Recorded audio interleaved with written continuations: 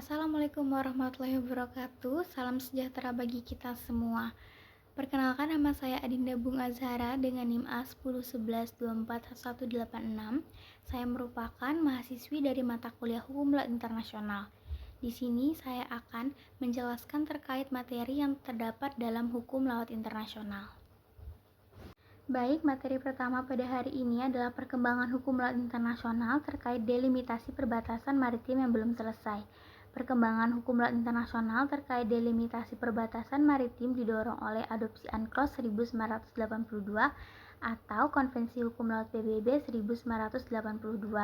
Konvensi ini tidak lagi hanya terpaku pada prinsip garis tengah atau sama jarak, melainkan menekankan bahwa penentuan batas landas kontinen atau LK dan zona ekonomi eksklusif ZEE harus dicapai melalui perjanjian dan menghasilkan solusi yang adil atau equitable solution sebagaimana diatur dalam pasal 74 dan pasal 83 UNCLOS.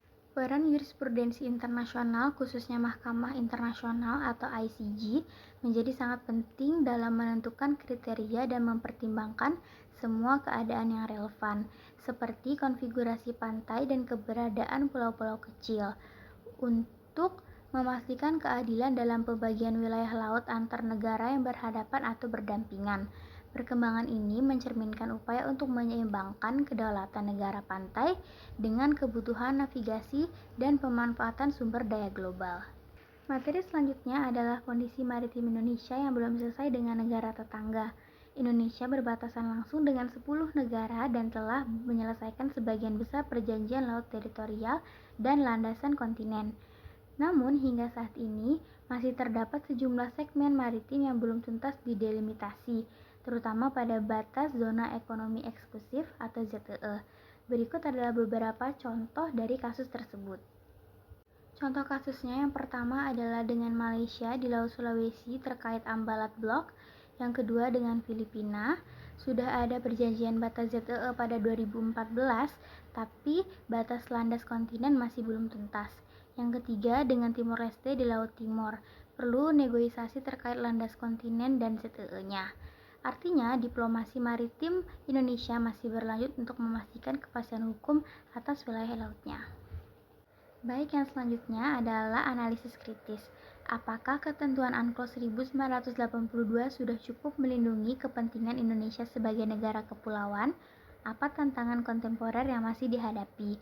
Jawabannya, secara fundamental, UNCLOS 1982 sudah cukup melindungi kepentingan Indonesia, karena konvensi ini mengakui konsep negara kepulauan yaitu pada pasal 46 sampai dengan pasal 54. Pengakuan ini mengintegrasikan seluruh perairan di antara pulau-pulau menjadi perairan kepulauan yang berada di bawah kedaulatan penuh Indonesia dan memberikan hak berdaulat atas ZEE seluas 200 mil laut. Meskipun demikian, Indonesia masih menghadapi tantangan kontemporer dalam implementasi UNCLOS 1982. Tantangan utamanya adalah penegakan hukum di ZEE dari praktik IUU fishing dan tumpang tindih klaim perbatasan yang belum selesai. Tantangan lain adalah isu keamanan maritim di jalur pelayaran internasional vital seperti alur laut Kepulauan Indonesia atau ALKI, di mana terdapat ancaman kejahatan transnasional dan penggunaan taktik klaim abu-abu oleh negara lain yang sulit ditindak secara hukum internasional. Terakhir, perubahan iklim dan kenaikan permukaan air laut merupakan ancaman serius karena berpotensi menenggelamkan pulau-pulau terluar dan menggeser titik pangkal atau garis dasar yang pada akhirnya dapat mengurangi luas ZEE Indonesia. Baik, selanjutnya saya akan menjawab pertanyaan yang telah disediakan. Pertanyaan pertama, apa perbedaan mendasar antara perairan pedalaman laut teritorial dan perairan kepulauan menurut UNCLOS 1982? Pertanyaan kedua, mengapa konsep negara kepulauan penting bagi Indonesia dan bagaimana implikasinya terhadap kedaulatan serta hak lintas kapal asing?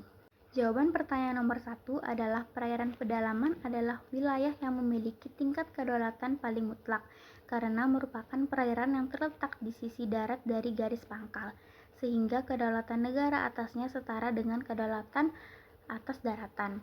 Sedangkan laut teritorial adalah sabuk laut selebar maksimal 12 mil laut yang diukur dari garis pangkal, meskipun negara pantai memiliki kedaulatan penuh, yaitu pada pasal 2 UNCLOS 1982.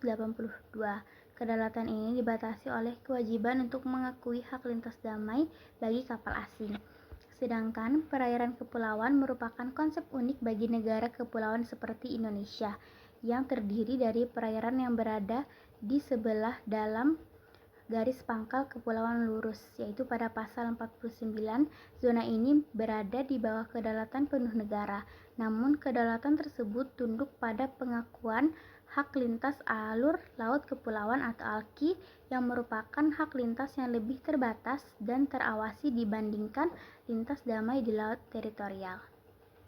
Jawaban dari pertanyaan nomor 2 adalah konsep negara kepulauan sangat fundamental bagi Indonesia karena merupakan perwujudan dari wawasan Nusantara. Konsep ini menyatukan ribuan pulau dan perairan di antaranya menjadi satu kesatuan geografis, politik, dan pertahanan, sehingga laut berfungsi sebagai penghubung bukan pemisah. Pengakuan konsep ini oleh UNCLOS 1982 memberikan kepastian hukum dan kedaulatan penuh kepada Indonesia atas seluruh perairan kepulauan, termasuk ruang udara di atasnya serta dasar laut dan tanah di bawahnya. Implikasi terhadap kedaulatan adalah perluasan kedaulatan Indonesia yang mengeliminasi kantong-kantong laut bebas di antara pulau-pulau. Implikasi terhadap hak lintas kapal asing adalah bahwa hak lintas damai bisa dihapuskan dan diganti dengan rezim yang lebih terbatas, yaitu hak lintas alur laut kepulauan atau ALKI pada pasal 53. Hal ini berarti kapal asing hanya boleh melintas melalui alur-alur yang ditetapkan oleh Indonesia dan harus melakukannya dengan cara yang tidak melanggar kedaulatan, keamanan, dan keselamatan Indonesia. Berikut adalah sumber-sumber dari materi yang saya sampaikan. Sekian penjelasan materi saya pada kali ini. Saya akhiri. Wassalamualaikum warahmatullahi wabarakatuh.